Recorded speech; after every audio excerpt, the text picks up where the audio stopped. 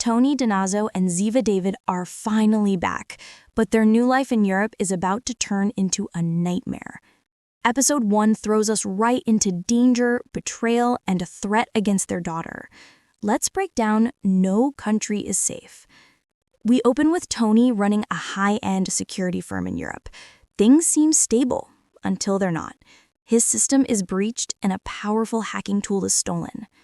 That tool, known as 9.4, is used in a devastating cyber attack on a hospital. Power grids crash, patients are threatened, and lives hang in the balance. Meanwhile, Ziva is struggling with her past. Therapy sessions reveal how deep her PTSD runs. She insists Tony put their daughter Tali in safe hands, so they leave her with a babysitter who has military experience. Tony and Ziva try to stop the hospital attack. Tony manages to trace the signal, but in the process, he's injured. They succeed in minimizing the damage, but the attack is just the beginning. By the end of the episode, the worst twist hits. Tony and Ziva discovered they've been framed. Interpol now has their names linked to the cybercrime. Their new peaceful life is shattered. They're fugitives in the making. Episode 1 sets the tone.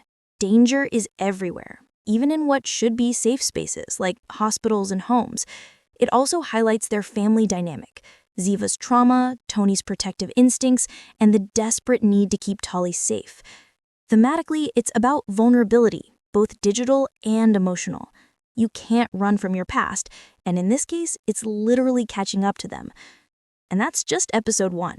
The game is on, the stakes are personal, and Tony and Ziva are about to go from protectors to hunted. Let's move to episode 2, where the net tightens. If episode 1 was about losing control, episode 2 shows us just how deep the conspiracy goes. No Friend of Mine is packed with betrayals, shocking deaths, and painful truths about Ziva. Let's dive in. The episode kicks off with Tony and Ziva tracking down Boris, a hacker tied to the stolen 9.4 code. Boris claims he never meant for his creation to be misused. His fiancée, Fruzi, enters the scene, adding emotional weight and uncertainty. Meanwhile, Interpol agent Martine joins the chase, but her loyalties are cloudy. Can she be trusted? We also see Ziva reflect on her past. Flashbacks and therapy moments reveal she's been keeping Tony at arm's length romantically. PTSD makes her hesitant to embrace the family life she actually wants. Action escalates when hackers weaponize self-driving cars. What follows is a tense pursuit through European streets, part tech thriller, part survival. Then comes tragedy. Tony and Ziva track down another hacker in Italy who could expose the conspiracy. But before he can talk, he's killed. Interpol leadership is shaky too. The Secretary General, Jonah, disappears, and Tony's old contact Henry steps in. Ziva senses danger here too. Henry might not be what he seems. By the end, Tony and Ziva realize they're up against something far larger than a lone hacker. This is a network, a web of power, and they're right in the middle of it. Episode 2 drives home a key theme: trust. Who can Tony and Ziva rely on? Boris seems sympathetic, but is he? Martine hovers between ally and enemy. Even Henry, Tony's supposed friend, raises suspicion. On the emotional side, Ziva struggles take center stage. She loves Tony and Tali, but fear of vulnerability keeps her walls up. This balance of action and raw honesty makes the show more than just a crime drama. It's a story about healing while running for your life. Episode 2 leaves us with more questions than answers. Who killed the Italian hacker? Where is Jonah? And can Tony and Ziva survive when even their allies may betray them? Episode 3 brings things to a breaking point. In episode 3, the world officially turns against Tony and Ziva. From explosions to fake marriages, cover story is the moment they go from suspects to full-on fugitives. Tony and Ziva visit a shady private defense contractor called Raining Fire. But before they can dig deep, a massive explosion rips through the facility. Military drones are destroyed. Unfortunately, surveillance cameras capture Tony and Ziva walking in. To Interpol, it looks like they're the culprits. Suddenly, they're wanted for terrorism, cybercrime, and attempted murder.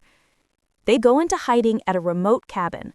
The cabin belongs to Nicole, Tony's old girlfriend. But there's a twist. Nicole is married to Max, who works in law enforcement. To keep their cover, Tony and Ziva pose as a married couple. Awkward tension simmers. Old feelings, jealousy, and humor all bubble up. But Max grows suspicious. Phones are smashed, lies unravel, and Tony and Ziva barely escape. Meanwhile, Interpol ramps up the pressure. A red notice goes out. This means they're now hunted internationally. Friend or foe, law enforcement everywhere will be after them. By the end, Tony feels the sting of betrayal. People he trusted, Nicole, Henry, even Interpol itself, are compromised. Ziva tries to hold him together, but the road ahead looks darker than ever. Episode 3 is where the thriller kicks into high gear. It shows the cost of being framed, the loss of allies, the constant running, and the emotional toll on both Tony and Ziva. The fake marriage cover adds humor, but also intimacy. Despite their messy past, Tony and Ziva still rely on each other when the world turns hostile. At its heart, this episode is about identity. Who are Tony and Ziva now? Agents, parents, fugitives, or survivors? And how long can they keep their daughters safe while the world believes they're the villains?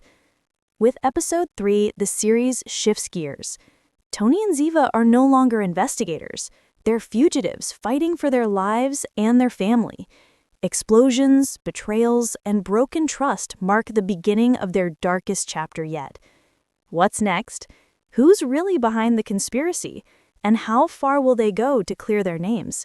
We'll find out in episode 4. If you enjoyed this breakdown, hit like, subscribe, and share your theories in the comments. Do you think Henry is secretly pulling the strings? And what's the real agenda behind 9.4? Let's talk.